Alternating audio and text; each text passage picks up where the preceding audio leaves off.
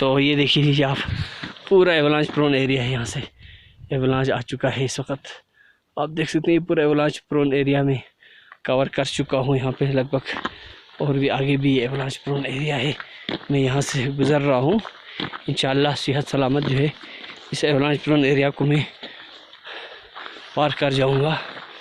ये आप देख सकते हैं, ये जो एवलांच है उस दिन आया हुआ था तो इसको साफ भी कर चुका है।